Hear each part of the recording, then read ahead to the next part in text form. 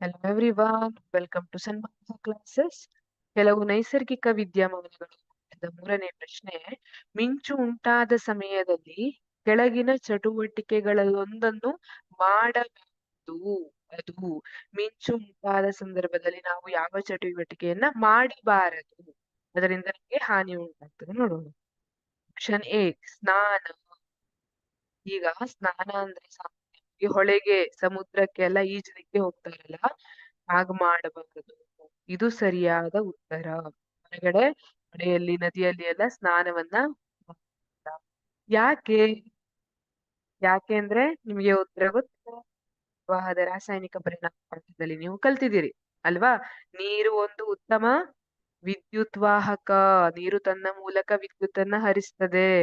ಮಿಂಚು ಏನಿದೆ ಅದು ಆವೇಶಗಳನ್ನ ಒಳಗೊಂಡಿರ್ತದೆ. ಆ ಮಿಂಚಿದಾಗ ನೀರಿನ ಮೂಲಕ ಕೆಲವೊಮ್ಮೆ ಆವೇಶಗಳು ಹರಿಯುವಂತಹ ಚಾನ್ಸಸ್ ಇರುತ್ತೆ. ಹಾಗಾಗಿ ನದಿ ಮತ್ತೆ ಕೆರೆ ಹೊಳೆಯಲ್ಲಿ ಮೊದಲಿ ಸ್ನಾನ ಮಾಡುವಂಥದ್ದು ಅದು ತಪ್ಪು. ಹಾಗಾಗಿ ಈ ಚಟುವಟಿಕೆಗಳಲ್ಲೊಂದನ್ನು ಮಾಡಬಾರದು ಅಂತ ಕೇಳಿದರೆ ಸ್ನಾನ. ಆಪ್ಷನ್ ಬಿ ಮೊಬೈಲ್ ಫೋನ್ ಅನ್ನು ಬಳಸುವುದು. ಲ್ಯಾಂಡ್ ಲೈನಿಗೆ ಕಂಪೇರ್ ಮಾಡಿದ್ರೆ ಮೊಬೈಲ್ ಫೋನ್ ಅನ್ನ ಬಳಸಬಹುದು ಅಂತ ಹೇಳ್ತಾರೆ. ಯಾಕಂದ್ರೆ ಅಲ್ಲಿ ಡೈರೆಕ್ಟ್ ಬತ್ತಿ ಯಾವುದು ಇರೋದಿಲ್ಲಲ್ಲ, ಹಾಗಾಗಿ ಮೊಬೈಲ್ ಫೋನ್ ಅನ್ನ ಬಳಸಬಹುದು ಅಂತ ಹೇಳ್ತಾರೆ. ಬಲ್ಬ್ ಗಳನ್ನ ಬೆಳಗಿಸುವುದು. ಬಲ್ಬ್ ಅನ್ನ ಹಾಕಬಹುದು, ಆದ್ರೆ ಕೆಲವೊಮ್ಮೆ ಡೇಂಜರ್ ಆಗಬಹುದು. ಬಟ್ ಇದನ್ನ ಅಷ್ಟು ಮಾಡ್ಲೇಬಾರ್ದು ಅಂತ ಏನು ಹೇಳುವುದಿಲ್ಲ. ಮನೆಯಿಂದ ಹೊರಗೆ ಹೋಗದಿರುವುದು. ಹೌದು, ಮನೆಯಿಂದ ಹೊರಗೆ ಹೋಗ್ಬಾರ್ದು, ಇದು ಸರಿಯಾಗಿದೆ.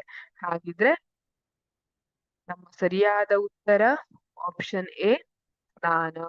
ಈ ರೀತಿಯಾಗಿ ಮಳೆ ಬರ್ತಿರುವಂತಹ ಮಿಂಚು ಗುಡುಗಿರುವಂತಹ ಸಂದರ್ಭದಲ್ಲಿ ಹೊಳೆ, ಕೆರೆ, ನದಿ, ಸಮುದ್ರದಲ್ಲಿ ಎಲ್ಲೂ ಈಜಾಡ್ಲಿಕ್ಕೆ ಹೋಗ್ಬಾರ್ದು, ಸ್ನಾನ ಮಾಡ್ಲಿಕ್ಕೆ ಹೋಗ್ಬಾರ್ದು. ಈ ಕ್ರಿಯೆ ತಪ್ಪು.